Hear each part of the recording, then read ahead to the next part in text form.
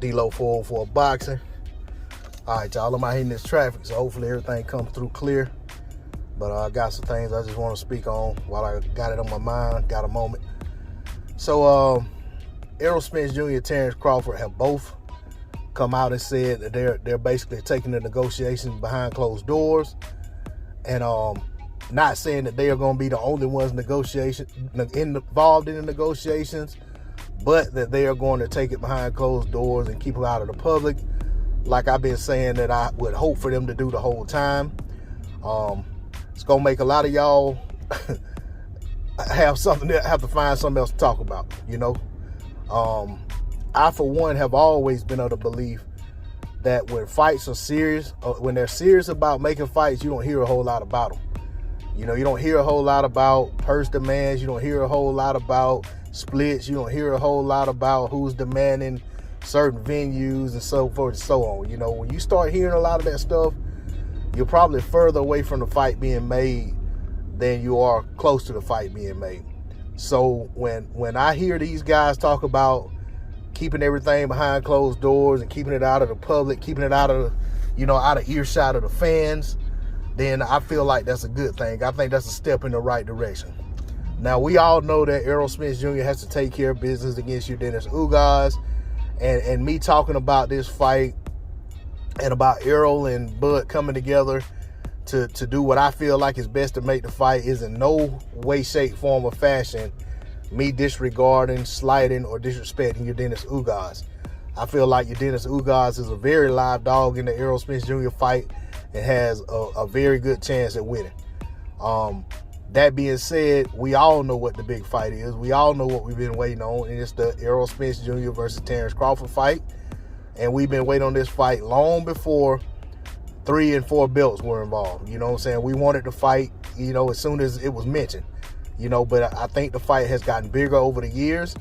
And I think from a profitability standpoint for all parties involved, the fight will do better now than it would have 3-4 years ago. And I only mention that because, you know, everybody that's in boxing behind the scenes that made things happen, they're in it to make a profit. You know, so from that standpoint, you know, I'll leave it at that because I'm not here to talk about the money.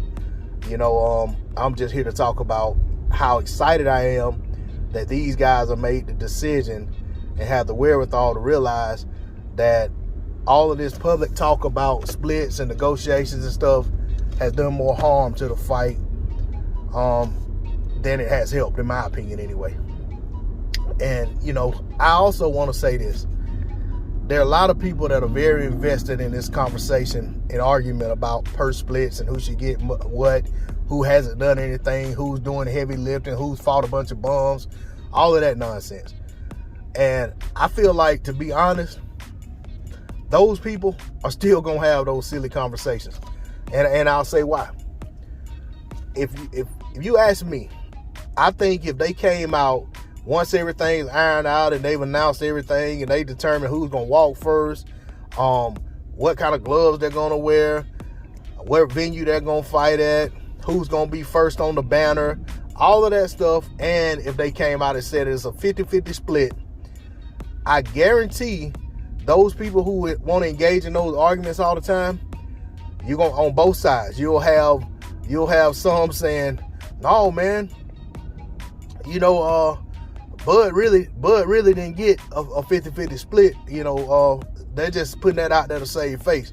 You know, Bud really had to take 60-40 or 65-35. And then you're going to have those who say, no, man, you know, Bud really got a 55-45 split. You know, Errol had to take 45. And, you know what I'm saying? But they just to save face, you know, they went ahead and, you know, let Errol come out and say, they went ahead and announced that it's 50-50. You know what I'm saying? People are going to actually have those arguments. And I know some people probably think I'm crazy for saying that. But just, and I'm basing that on the way I hear and see these guys conduct themselves. Like, these guys could come on, they'll put up a doggone thumbnail on a video and have Bruce Lee on it. But I'd be doggone if by the end of the video they're talking about purse splits between Terence Crawford and Errol Spence. And I don't mean video, I mean live stream. You know what I'm saying? And they can have a 4-hour live stream And the last 3 hours was spent either talking down on Errol Spence or Terence Crawford. And then the rest of it was spent talking about doggone purse splits. But that's all I got on it. D-Lo 404 Boxing. Like, share, comment, subscribe. I'm out. Peace.